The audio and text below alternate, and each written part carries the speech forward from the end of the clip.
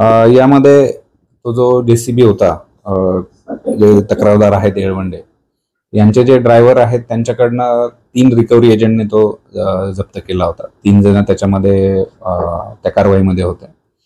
ज्यावेळेस त्यांनी तो जेसीबी संबंधित जे बँकचे लिगल ऍडवायझर आहेत त्यांच्याशी संपर्क केला, असं जेसीबी मशीन आपण जप्त केलेलं आहे. तर त्यांना स्पष्ट सूचना त्या लिगल ऍडवायझर यांनी दिल्या होत्या. असं त्यांनी स्टेटमेंट दिले की त्याची जप्त करण्याची आवश्यकता नाहीये, ते ARC मध्ये गेलेले आहेत. त्यावेळेस त्यांनी तो जेसीबी या तिन्ही रिकव्हरी एजंटनी तो ज्यांच्याकडनं जप्त केला त्यांना देणं अपेक्षित होतं. त्यांनी तसं न करता जे हगवणे आहेत, शशांक हगवणे, त्यांच्या ताब्यामध्ये तो जेसीबी मशीन दिलेला आहे. म्हणजे गोडाऊन मध्ये तो जेसीबी पोहोचलाच नव्हता? नाही, तो गेटवरच होता. म्हणजे त्याच्या आतमध्ये पार्क करायचा की नाही करायचा हे कन्फर्मेशन झाल्यानंतर त्यांचं डिसिजन होणार होतं. बँकचे जे लिगल ऍडवायझर आहेत त्यांनी त्यांना फोनद्वारे सांगितलं होतं की जप्त करण्याची आवश्यकता नाहीये, ते ऑलरेडी ARC मध्ये गेलेले आहे.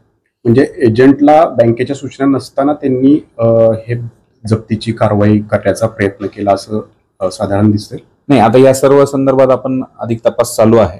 ज्यावेळेस त्यांनी जप्त केला त्यावेळेस मात्र त्यांना स्पष्ट सूचना होती की जप्त करण्याची आवश्यकता नाहीये. तर जप्त जो जेसीबी आणला होता तर तो ज्यांच्याकडनं आणला त्यांना परत देणं अपेक्षित होतं. तसं न करता त्यांनी शशांक हगवणेंना त्याचा ताबा दिला. या संपूर्ण गोष्टींबाबत ते कुठलंही समाधानकारक उत्तर त्याच्यामध्ये आलेलं नाही.